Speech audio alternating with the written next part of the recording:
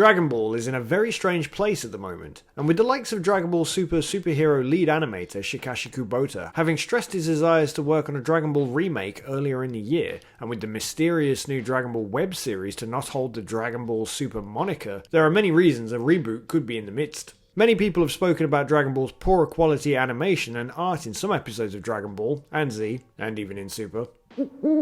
So a reboot is a clear reason for that to be put into the works. Aside from this, the anime canon is a mess. And even if you watch Kai, which was an attempt to be more faithful to the manga of Dragon Ball Z, there are still inconsistencies. Whilst the truth is that many Japanese fans don't really care about canon, and that canon itself appears to be much more of a Western audience concern, the truth is that getting someone into the show from the start is a difficult task, no matter where you live. I've addressed this in another recent video. However, the current way to digest the story the way Toei would like is as follows. Dragon Ball, Dragon Ball Z episodes 1 to 288, Dragon Ball Super episode 1 to 131, Dragon Ball Super Broly, then if you choose to, Dragon Ball Super Moro by reading the manga, and then Dragon Ball Super Granola, which is also optional by reading the manga, followed by Dragon Ball Super Superhero, then finishing off with Dragon Ball Z episodes 289 to 291. But of course you could also just watch Dragon Ball Z and Dragon Ball GT. But Toei are pushing Super's continuity in recent years, which can't flow into GT without its issues, so that's not Toei's preference of ways for you to watch it currently.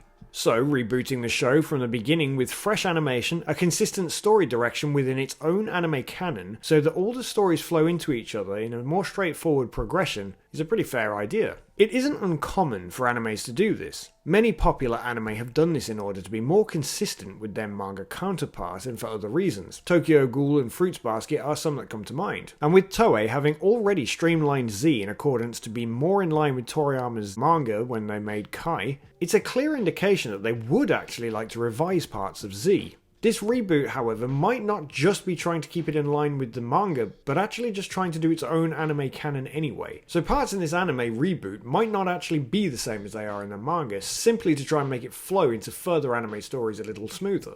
Interestingly, they did this in the Resurrection F Director's Cut special, where they reanimated part of the Goku vs Frieza fight to correct the face Goku pulls after defeating Frieza. I'm not saying that this is the reason that they did it, but it is certainly something that they did address when they did it. But to put it simply, this could give Toei a good reason to not necessarily follow the manga specifically and include other things like omens that will lead to later moments of greatness in the series. You could, for instance, sprinkle a little bit of a suggestion that Goku could have turned into a Super Saiyan when Tambourine killed Krillin back in Dragon Ball. Of course, back at the time, this wasn't in the plans because 1, Super Saiyan wasn't even a thought in Toriyama's head, and 2, Goku being a Saiyan wasn't really a thought in Toriyama's head. I'm not saying that he should turn into a Super Saiyan in that scene, but his hair could flicker golden for a second whilst he's angry at the thought of what's happened to Krillin. It would just add a bit of spice to the old scene and give people who are fond of the old story another reason to watch a remake. Of course, now that Toei own the rights to the animation, and now that Shueisha are just focused on the manga side of things, if Toei decide to do a remake and just tell their own version of Dragon Ball purely in the anime form, which of course they technically have been doing for a very long time now, it shouldn't really offend anybody because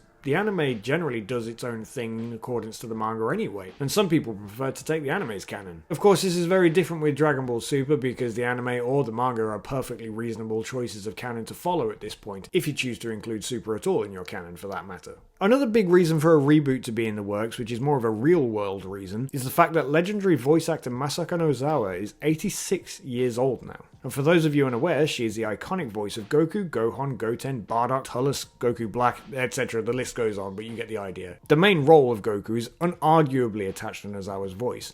It's iconic at this point. Many people have shared their concerns for how the anime would even be able to continue beyond the passing of Masako Nozawa when the time sadly comes.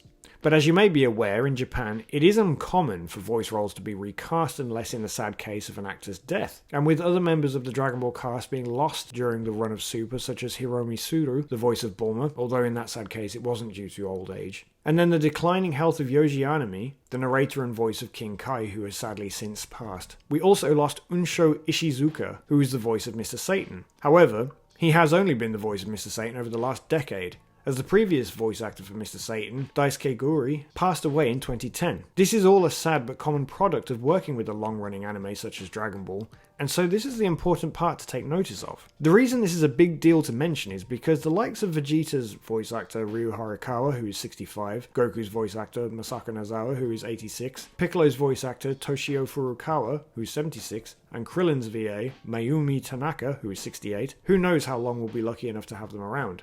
Sure, of course, there are many older VAs in that Tanaka and Horikawa are still in their 60s, but hopefully the point I'm about to make will excuse me for making them sound terrifically old. The iconic voice of Goku will not be a role anybody could easily just step into, so to have someone voice the role from a story start position would certainly help the fans adapt to the new voice. This is the same for some of the other iconic actors in the series. Mayumi Tanaka is also the main voice for Luffy in One Piece, Toei's other major anime. So whichever voice they cast as a replacement for Krillin, they may also be used for Luffy in decades to come. The voice actor situation, of course, isn't a definite indication of a reboot being in the works, but it stands to reason that would be a good stomping ground for a new VA to find their feet. In regards to the web series that's currently in development, many people in the community have wondered if it's a remake of the original series, but not many people have asked if it could be a genuine reboot. Considering the amount of things Toei would be able to improve, adapt and remove if they did a soft reboot of the series such as this, I actually think it could be very good for the anime version of Dragon Ball.